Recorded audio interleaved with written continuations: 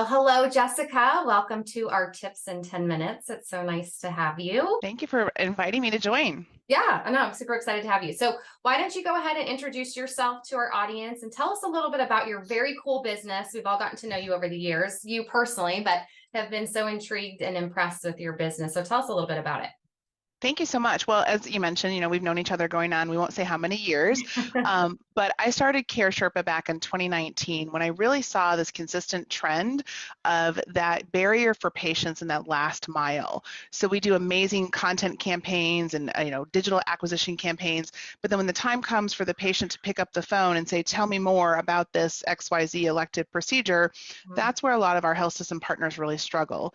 So Care Sherpa helps patients get over the mountain of healthcare, manage the last mile access with a business development solution, both technology and services. And the way to distill it down is that we really help you grow your revenue by about, my best case study is 400% with the Wow. growth to support patients in that, selecting you.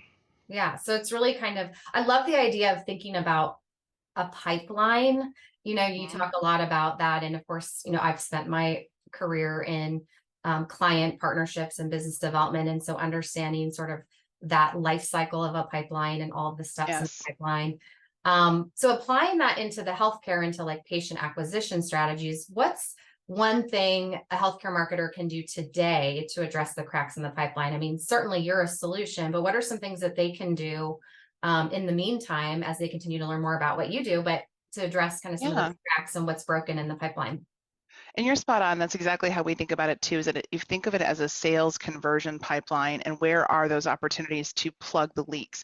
One of the areas that we find that is a simple, easy hack that costs you little to no money that will help plug the leak by about 27% is the moment that someone expresses interest, whether it be coming from a referral from another provider, coming from your website, coming from a digital marketing campaign, you want to have 3 points of contact immediately. So if they activate, you immediately send them a welcome to the practice email. So again, digital, free, right? And Mhm. it gives them the what to expect and timelines. But this is tip number 2. Within that email, you also give them a dedicated, we call it a bat phone, but a way to get a hold of someone at the practice that can answer their questions as a new patient. You fought so hard to get this lead and to get them to get interested. Don't put the barriers in front of them of access, but also within that expectation setting, you're telling them a member of our team will be in touch with you within, ideally today, right? Mhm. But at least say within 48 business hours, whatever the case may be. But then that's the other key is put in that direct Access. contact. And then the third one then is that oftentimes what we see, so 79% of healthcare marketing leads never convert. And they never convert because of how we're not treating it as a sales pipeline process. So the Mhm. third tip in that is that, the activation email immediately welcoming them, giving them the expectations, a phone number to contact. And the third is, I beg of you, please make more than one contact attempt with these individuals. What we often see is it's a one and done. Someone from the clinic checks it off her list, says, okay, I called, Kirsten and I tried to get a hold of her. That's it. But within that first day, when the patient's in the hot zone, if you make 2 contact attempts, your likelihood to convert them goes up by like 352%.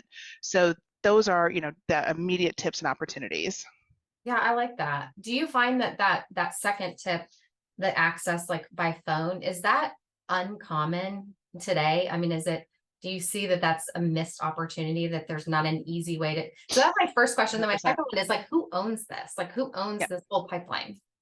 And I think that's the challenge, right? So I'm hyper focused on those high margin elective medical areas that are the Okay. ones that are the profit center for the health system, right? So I realize when we're talking about, general family med and other areas that there are things that aren't as, the ROI for investment in this. But when we look at where they engage partners like you, WriterGirl, or other partners for digital patient acquisition, it's typically in these high value, high margin areas.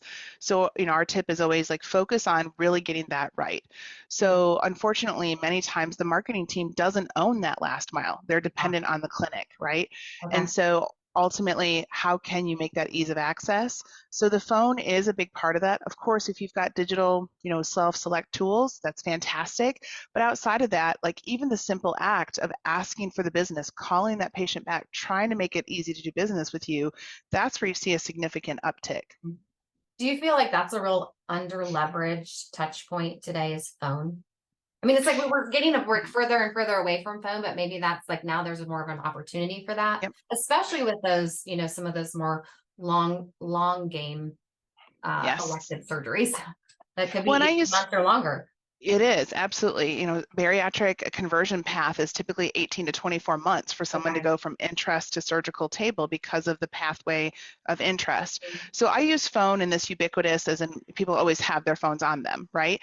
And so it is, in our experience, it takes 6 to 9 contact attempts to get to someone to potentially convert them. And so the phone is both digital with an SMS or text, as well as a voice. But at least having that multiple touch points is what makes a difference to tell the patient that you care enough about them to provide that service. In like traditional marketing, it's like 7 touches. And do you find like in this type of marketing, it's 9? I think I heard you say nine Yep. or more. Mm-hmm. Yeah. So depends on the service line. So we actually find bariatric, it does tend to be more 13. Okay. Orthopedic, it Interesting. tends to be a little bit lower in like around a 5 touch point. So we average it by saying 6 to 9 by looking across these service lines, because one of the things that we find is that emotional part can often play into the journey, right? When we're thinking about bariatric or fertility services, a lot of emotional kind of barriers. So by that, we'll call it proactive outreach, can really overcome that and help you. Now, outside of that, I understand some of your listeners may not have the magic ability to have an outsourced partner or an in-house team. So that's where you go back to, how do you have good content that feeds them through the journey? So that way, when the patient is at activation mode, they're going to be very proactive about outreach, but at least giving them those tools and nurturing them along the journey so you don't lose them with their interest. Yeah, that was actually, you just took the words I was going to ask. My next question was like the role of content in this. And so do you find that there's sort of a magic bullet around types and frequency and distribution strategy? I mean, what have you learned is like a really good cadence for using content to help someone through the pipeline journey? Yeah, you really want to think about, I mentioned the emotional journey, right? But then Yeah. you also think about, how people make a buying decision. I know like in healthcare, we don't want to think about buying, but it is the decision to move forward, right? And Mhm. there are different ways of people selecting. We look at it from quadrants of those that are the emotional buyers versus social buyers versus the thoughtful versus the referring. So, by understanding the persona and then how do you build content? So for an example, use our bariatric patient, someone that is emotional social, they are the ones that are likely to go to your in-person seminar, information, right? Or go online and view your seminar. That person who is more intellectual researcher, they're going to need more like facts and information. What's the recovery time? That information kind of spelled out so they can understand the journey and Mhm. place themselves in there. So what we talk about with our partners is, you can definitely early stage do a one size fits all and just tell people about your brand, tell people about your program. But once they've kind of crossed that threshold and given you permission to, engage with them with their contact information, do as much as you can by even simple on the web form, asking a couple simple questions so you know how to guide them on Right. their journey. Yeah. And that's what this is about, is that, Care Sherpa is guiding patients on the journey, but you can do that as well. Say, how do we understand you better? And then give you the tools and resources that you need.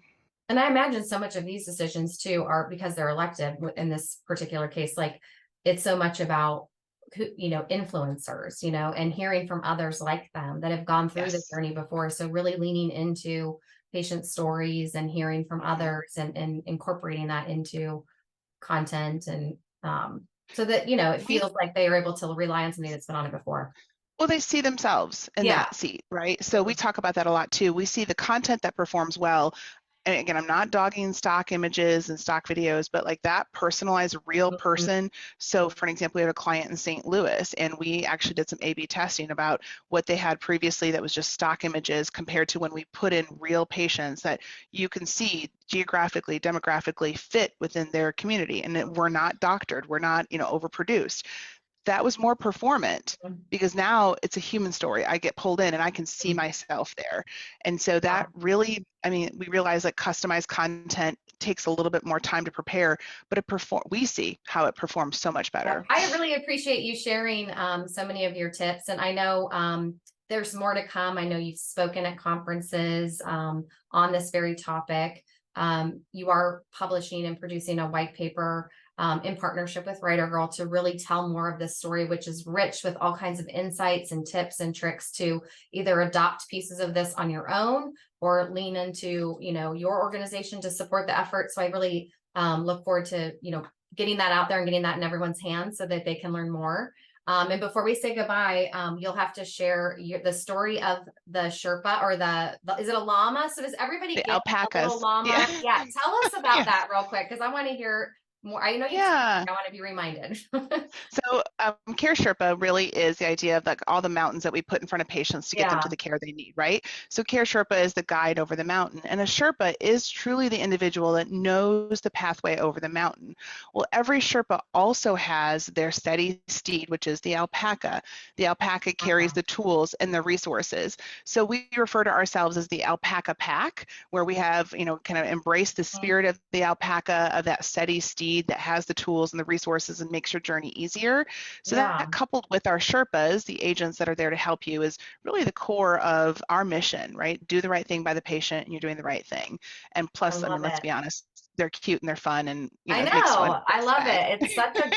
It's such great branding. Really well done. I love your colors. I love the alpaca. All of Thank it is you. really great. And I usually, when I see you, you're in a bright purple jacket. I think this might be the first time Yep. I've seen you without a bright purple jacket. Always on brand, yes. Yes. It's funny you called me out on that because I thought just before I got on camera, I was like, oh no, I missed the opportunity. Yeah. But yes, living the brand, feeling the brand. But anyways, anyone watching this, if you would like some sweet alpaca swag, reach out to me on LinkedIn. I'd be happy to hook you up because they're fantastic, fun t-shirts. Yes, it So is super fun. Well, thanks again, Jessica. And we will put more information out once we post thank you. this with access to the white paper. And we'll see you here very soon. Sounds Thanks. great. Thank you so much.